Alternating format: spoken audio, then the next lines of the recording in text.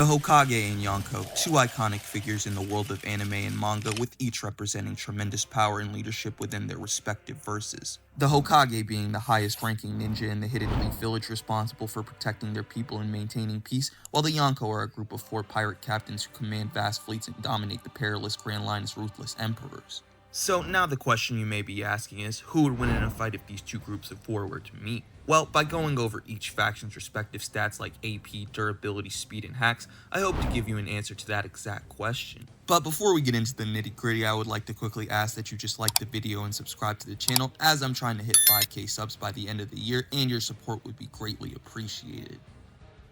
To begin the scaling though, we'll be starting off with the Hokage and their AP/durability, which I'll be providing a high and low end interpretation for due to how highly debatable cross-verse scaling can be. Starting with the low end though, all of the Hokage would upscale from the likes of the 4th Raikage, who is stated to be able to attack at light speed in the 3rd data book, meaning his punches would be packing 61 megatons of TNT worth of kinetic energy, which is city level plus, which would give all of the Hokage city level AP and durability while just in base. I emphasize base, however, since both Minato and Hashirama have forms like KCM and Sage Mode, which increase their AP and durability by at least 10 times, scaling off the Curse Mark Amp, which would give KCM, Minato, and Sage Mode Hashirama new max APs of 610 megatons of TNT, which is mountain level. Moving into the high-end scaling for the Hokage though, all of them except Hiruzen would scale to half of Kurama, who is stated to be able to turn the world into ash in the 3rd data book, which can be calced as a multi-continental to planetary level feat depending on your interpretation of the term world. Giving KCM, Minato, Hashirama, and Tobirama with his tandem paper bomb technique all multi-continental level to planet level AP/durability via scaling.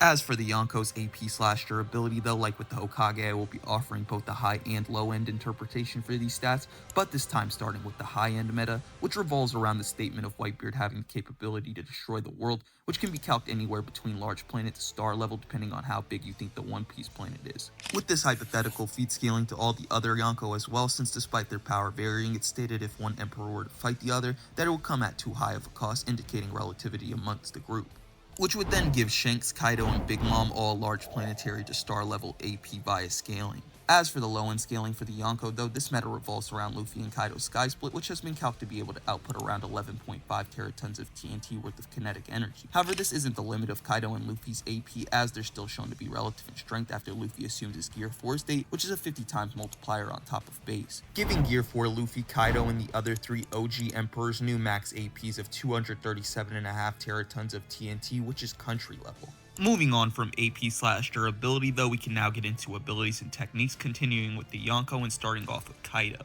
who ate the mythical Zoan type fish fruit model Blue Dragon, which allows him to transform into his dragon and human dragon hybrid forms that are capable of spitting fire and manipulating the weather for the use of other ranged attacks. Kaido isn't just limited to the use of his Devil Fruit though, as he's also a master of all 3 forms of Haki and their advanced variants, which grants Kaido insane levels of precognition through Future Sight, as well as durability negation through advanced conquerors and armament infusion. Also, since Haki is the main power system of One Piece, all the Emperors possess these exact same abilities, with Shanks literally relying on them to be as strong as he is. Therefore, I will not be mentioning them again when talking about Big Mom and Whitebeard. Speaking of Whitebeard though, he's up next for abilities, and if you didn't already know, he ate the Paramecia type Gura no Mi, which gives him the power to generate vibrations or shockwaves that cause natural disasters like tsunamis and can travel through virtually any medium, including the ground, the sea floor, and even the air, which also gives Whitebeard an additional form of durability negation alongside his Haki. The last Emperor's abilities to talk about after Whitebeard's though is Big Mom's, and like most of the other Emperors, she also consumed a Devil Fruit,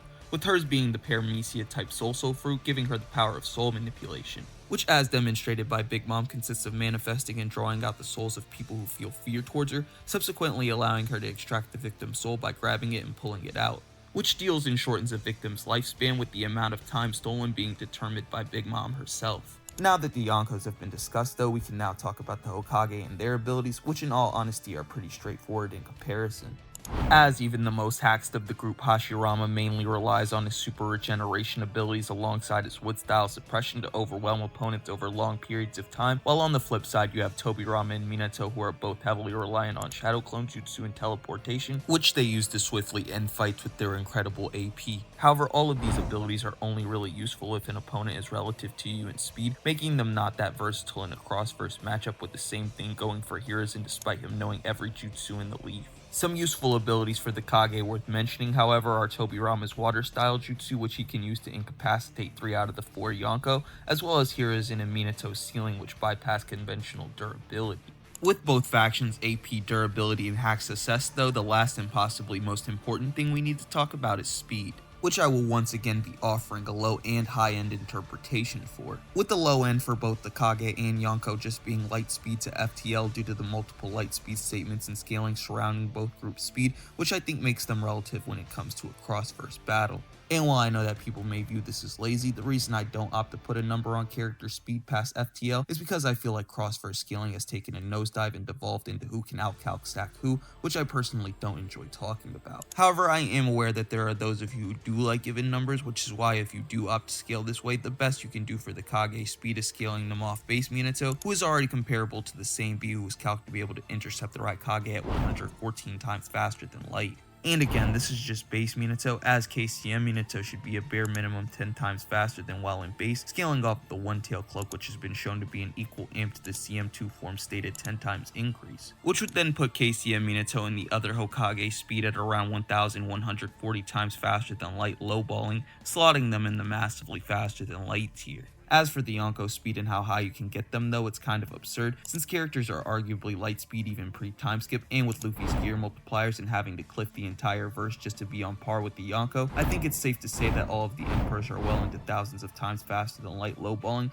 also placing them in the massively faster than light tier like the Hokage. Now that both groups have been analyzed though, we can get into my evaluation of this matchup, and right off the bat I'm going to say regardless of whether we're talking about the high or low end interpretation for these two groups, this matchup is extremely close, as both the Hokage and Yonko should be relative in speed no matter what meta you're using. However, the Hokage are also at a disadvantage in terms of raw power for both metas as well, meaning one shot from any of the Yonko is putting down a Hokage very easily. With that being said though, the Hokage can cover for this disadvantage with their high battle IQs and also have win cons through water style, jutsu, wood style, suppression, BFR, fire, flying, raging, sealing, etc., which they can more than capitalize on due to some of the Emperor's lacking intelligence or the willingness to work together, unlike the previous Hokage. That's why for the very first time on my channel, I would like to say that this matchup could go either way, and that the Hokage versus Yonko is way closer than you'd think. However, that's just my opinion on this matchup, and I would love to hear your thoughts on the topic in the comments section below.